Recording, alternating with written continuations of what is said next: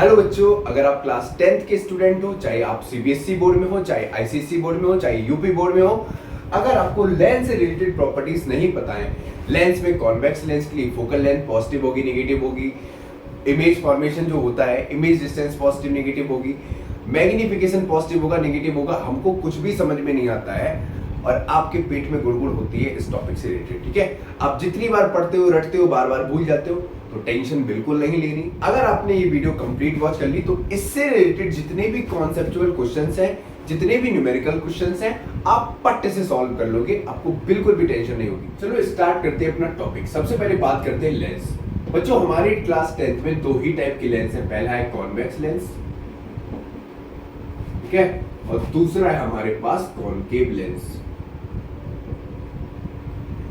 इसको बोलते हैं हम कन्वर्जिंग लेंस, कन्वर्जिंग लेंस, और इस वाले को बोलते हैं भैया डाइवर्जिंग लेंस।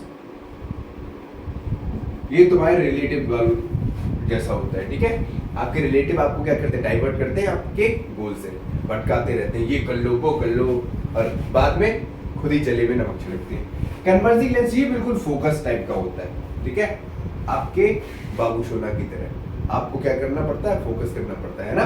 अब जो कॉन्वेक्स लेंस होता है बच्चों, ये कन्वर्जिंग लेंस होता है। इसमें जो इमेज फॉर्म होती है वो होती है रियल एंड इन्वर्टेड।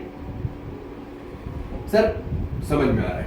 इसमें जो इमेज फॉर्म होती है बच्चों वो होती है virtual and erect, virtual and erect. Sir इसमें जितने भी केसेस होंगे, जितने भी केसेस होंगे, जितने भी केसेस होंगे, सब में इमेज कैसी आएगी, वर्चुअल एंड इरेक्ट। इसमें एक्सेप्ट केस 6 जो मिरर में था, कौन सा, कॉनकेव मिरर में, केस 6 में इमेज कैसी जाती है, वर्चुअल एंड इरेक्ट। बस इतनी बात याद रखना।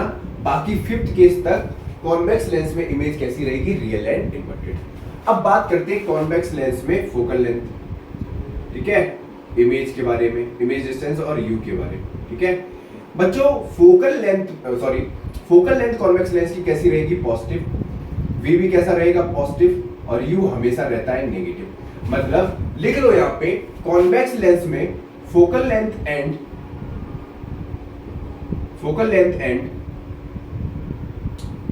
इमेज डिस्टेंस, लिख लो, focal length and image distance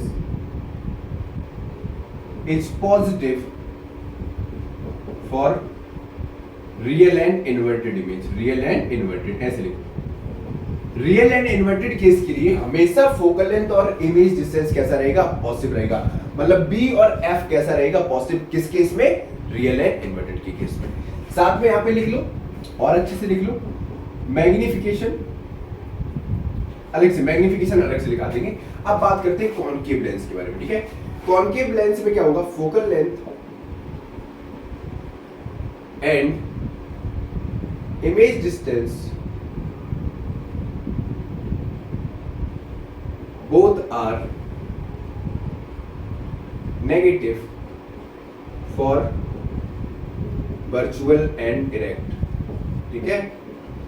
मतलब वर्चुअल एंड डायरेक्ट कंडीशन के लिए हमेशा फोकल लेंथ और v कैसा रहेगा, नेगेटिव रहेगा, ठीक है।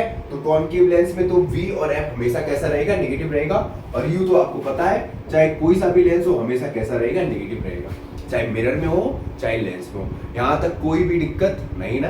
अब चलो बात कर लेते हैं मैग्निफिकेशन के बारे में। इधर ही लिख दें, इतना नोट करो फटाक से, फिर आगे बढ़ते हैं, प्यारा सा टॉपिक है ना। चलो मैग्निफिकेशन की बात कर लेते हैं। याद रखना, रियल और इन्वर्टेड के लिए, रियल एंड इन्वर्टेड के लिए हमेशा मैग्निफिकेशन कैसा रहेगा, नेगेटिव रहेगा। कैसा रहेगा, नेगेटिव, उल्टा है रे बाबा, ठीक है। और वर्चुअल एंड इरेक्ट के लिए कैसा रहेगा, पॉजिटिव। वर्चुअल एंड इरेक्ट के लिए कैसा रहेगा, positive.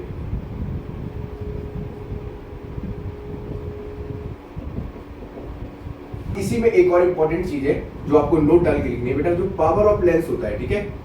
Power of lens for convex lens कैसा होता है, पॉजिटिव होता है, ठीक है। और पावर ऑफ लेंस मैं ये सब इसलिए बता रहा हूँ क्योंकि आगे जब न्यूमेरिकल्स कराऊंगा ना तो ये अच्छा खासा कॉन्सेप्ट याद रख लेना, ठीक है।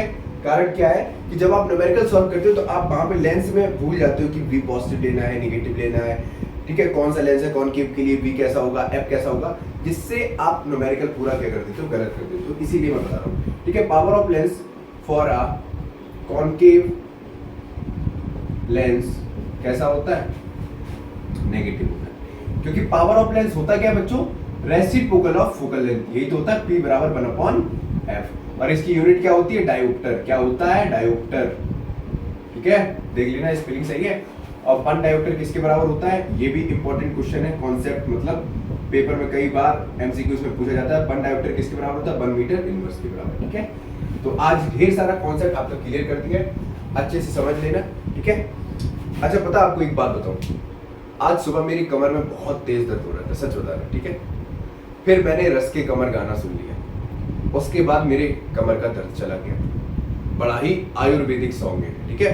अगर आपके घर पे किसी को दर्द हो तो ये गाना आप सुना सकते हैं। आपको बस क्या करना है, थोड़ी सी मूव या झंडू बाम तैयार रखना है अपने लिए, क्योंकि घर वाले पता नहीं बेलन मारें, चप्पल उठाएं, बाइबर उठाएं, ठीक है।